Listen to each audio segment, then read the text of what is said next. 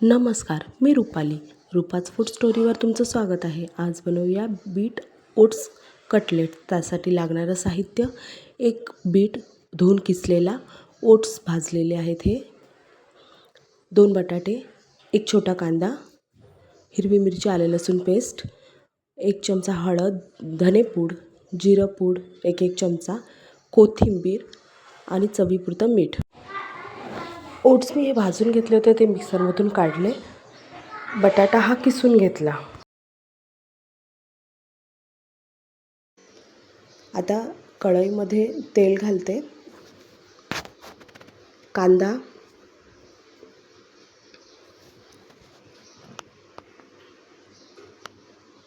हिरवी मिरची, आलं लसूण पेस्ट हे होऊ द्यायचं चांगलं. कांदा हा छोटा साईजचा एक घेतलेला होता मी, आणि 2 ते 3 मिरच्या, जसं तुम्हाला तिखट लागेल तसं तुम्ही घेऊ शकता. हळद 1 चमचा,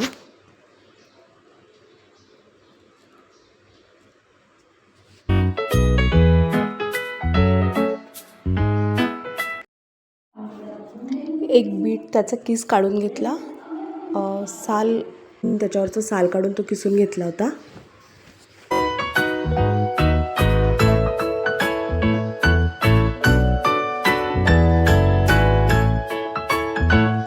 आता त्यामध्ये बटाट्या 2 बटाटे घेतले होते, त्याचा पूर्ण मॅश केलेला आहे तो घालून घेतला.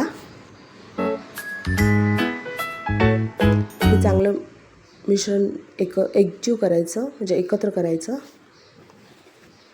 आणि ओट्स हे भाजून घेतले, मग मिक्सरमधून काढले. तर त्याचं पीठ बनवून घेतलं. हे सगळं एकजीव करायचं.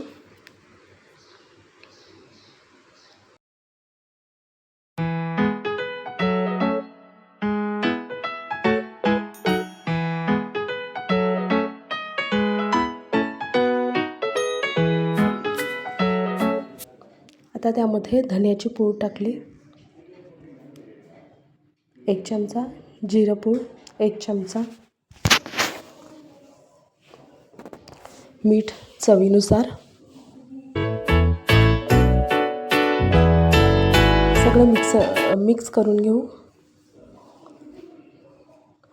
मी त्या मिश्रणामध्ये कोथिंबीर टाकली. हे पण चांगलं एकत्र करू.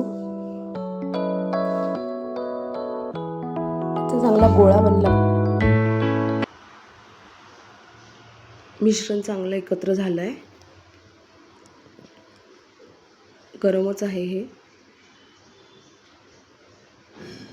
आता त्याचे वेगळ्या वेगळ्या शेपनी आपण कटलेट्स बनवू शकतो, जसे तुम्हाला लागतील तसे. वेगळ्या वेगळ्या आकाराने मी हा स्टारचा घेतला आहे.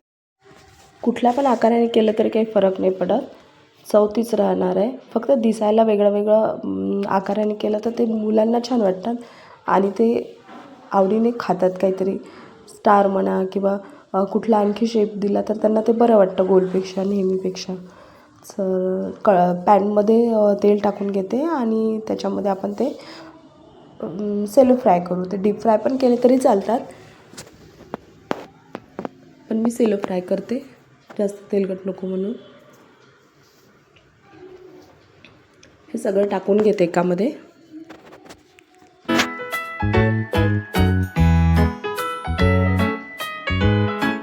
मुलांना काहीतरी वेगळा वेगळा आकार असला तर ते आवडीनं खातात. तेच ते गोल म्हटलं की. आणि मला तर माझ्या लेकरांसाठी तर ते चालूच ठेवावं लागते, काही ना काही वेगळं, म्हणजे ते निदान खातात तरी. आता छान दुसरी पण बाजू झाली आहे पलटवून घेतल्यावर. आता आपण काढूया ते. आणि सॉस तर शक्यतो मी टाळतेच. कुठल्या पण चटणीसोबत किंवा कशासोबतही मुलांना दिलं तर छान लागते, किंवा तसंही खाऊ शकतात. तर रेसिपी आवडली असेल तर लाईक, शेअर आणि सबस्क्राईब करा आणि माझे व्हिडिओ पाहत राहा.